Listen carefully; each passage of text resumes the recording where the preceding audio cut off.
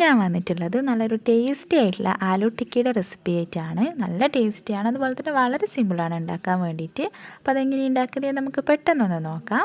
അതിനായിട്ട് ഞാനിവിടെ ഒരു ബൗളിലേക്ക് ഒരു 6 ഉരുളക്കിഴങ്ങ് നന്നായിട്ട് പുഴുങ്ങിയിട്ട് നന്നായിട്ടൊന്ന് ഉടച്ച് കൊടുത്ത് ചേർക്കുവാണ്. നന്നായിട്ട് ഉടക്കാൻ ശ്രമിക്കുക. അപ്പോൾ അതിന് ശേഷം നമുക്കതിലേക്ക് ചേർക്കേണ്ടത് അരിപ്പൊടിയാണ്. ഞാനിവിടെ 2 ടേബിൾ സ്പൂൺ അരിപ്പൊടിയാണ് ചേർത്ത് കൊടുക്കുന്നത്, നല്ലൊരു ക്രിസ്പിനെസ് കിട്ടാൻ വേണ്ടിയിട്ടാണ്. അതിന് ശേഷം പിന്നെ ചേർക്കുന്നത് ബ്രെഡ് ക്രംസ് ആണ്. ബ്രെഡ് ക്രംസ് നമുക്ക് കുറച്ചധികം വേണം, നമുക്ക് കുറച്ചായിട്ടൊന്ന് ചേർത്ത് നോക്കാം. ആദ്യം ഞാനൊരു 4 ടേബിൾ സ്പൂണാണ് ഇപ്പോൾ ചേർത്ത് കൊടുക്കുന്നത്. പിന്നെ നമുക്ക് വേണമെങ്കിൽ അത് ചേർത്ത് കൊടുക്കാൻ നോക്കിയിട്ട് പിന്നെ ഒരു 1/2 ടീസ്പൂൺ ഉപ്പും കൂടി ചേർത്ത് കൊടുക്കുന്നുണ്ട്. പിന്നെ അതിലേക്ക് 1 ടേബിൾ സ്പൂൺ അളവിൽ കാശ്മീരി ചില്ലി പൗഡറാണ് ചേർത്ത് കൊടുത്തിട്ടുള്ളത്. പിന്നെ ഒരു 1/4 ടീസ്പൂൺ അളവിൽ മഞ്ഞൾപ്പൊടി. പിന്നെ ഞാൻ ഒരു 2 പച്ചമുളക് ചെറുതായിട്ട് അരിഞ്ഞിട്ടും കൂടി ചേർത്ത് കൊടുക്കുന്നുണ്ട്. പിന്നെ ഒരു പിടി മല്ലിയില കുറച്ച് അധികം ആയാലും നല്ല ടേസ്റ്റ് ആയിരിക്കും. അപ്പോൾ മല്ലിയില സ്കിപ്പ് ചെയ്യാതെ ചേർത്ത് കൊടുക്കുക. ഇനി ഇതെല്ലാം കൂടി നമുക്ക് നന്നായിട്ടൊന്ന് കൈ വെച്ച് തന്നെ മിക്സ് ചെയ്ത് കൊടുക്കാം. നന്നായിട്ട് മിക്സ് ചെയ്യണം, നമ്മുടെ അത് കയ്യിൽ ഒട്ടിപ്പിടിക്കാത്ത രീതിയിൽ നമുക്ക് കിട്ടണം. അപ്പോൾ ഇത്രയും ബ്രെഡ് ക്രംസ് മതിയാവില്ല, നമുക്ക് കുറച്ചും കൂടി ചേർത്ത് കൊടുക്കണം. അപ്പോൾ ആദ്യം ഒന്ന് ഞാൻ മിക്സ് ചെയ്ത് നോക്കട്ടെ, എന്നിട്ട് നമുക്ക് ബാക്കി ചേർത്ത് കൊടുക്കാം.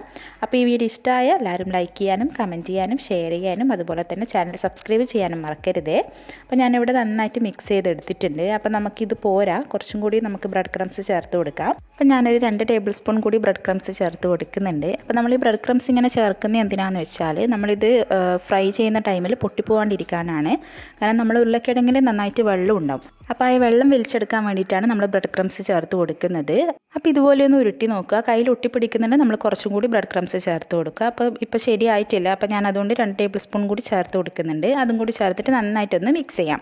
ഈ ടൈം ഉപ്പ് നോക്കിയിട്ട് നിങ്ങൾക്ക് വേണമെന്നുണ്ടെങ്കിൽ അതും ചേർത്ത് കൊടുക്കുക.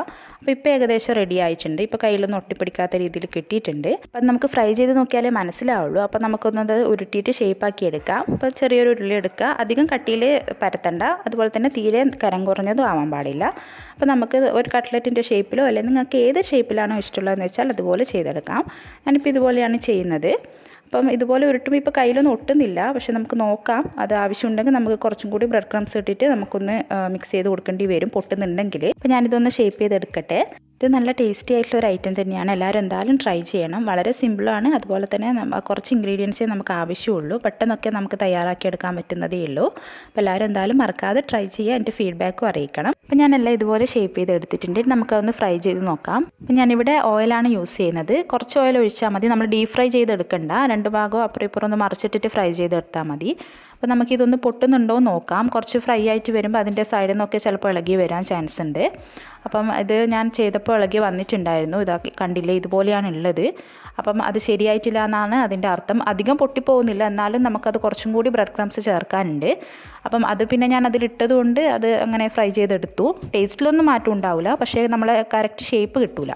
അപ്പോൾ ഞാൻ കുറച്ചും കൂടി ബ്രെഡ് ക്രംസ് ഇട്ടിട്ട് ഒന്നും കൂടി കുഴച്ചപ്പോൾ നമുക്കിത് ഇതുപോലെ കറക്റ്റ് ഷേപ്പിൽ കിട്ടി, പൊട്ടാതെ കിട്ടിയിട്ടുണ്ട്. അപ്പോൾ നിങ്ങൾ ആദ്യം ഒന്ന് ഫ്രൈ ചെയ്ത് നോക്കുക. അത് പൊട്ടുന്നില്ല എന്ന് ഉറപ്പായാൽ മാത്രം അടുത്തത് ഫ്രൈ ചെയ്താൽ മതി. അല്ലാന്നുണ്ടെങ്കിൽ കുറച്ചും കൂടി ബ്രെഡ് ക്രംസ് ഇട്ടിട്ട് നമുക്ക് കുറച്ചും കൂടി നന്നായിട്ട് കുഴച്ചിട്ട് ഫ്രൈ ചെയ്തെടുക്കുക. മീഡിയം ഫ്ലെയിമിൽ മാത്രമേ നമ്മളിത് ഫ്രൈ ചെയ്യാൻ പാടുള്ളൂ, അല്ലാന്നുണ്ടെങ്കിലും പൊട്ടാൻ ചാൻസ് കൂടുതൽ തന്നെയാണ്. അപ്പോൾ ഇത്രയേ ഉള്ളൂ, നമ്മുടെ സൂപ്പർ ടേസ്റ്റി ആയിട്ടുള്ള ആലു ടിക്കി ഇവിടെ റെഡി ആയിട്ടുണ്ട്. അപ്പോൾ ഇതെന്തായാലും എല്ലാവരും ട്രൈ ചെയ്യുക, എന്നിട്ട് ഫീഡ്ബാക്കും അറിയിക്കുക.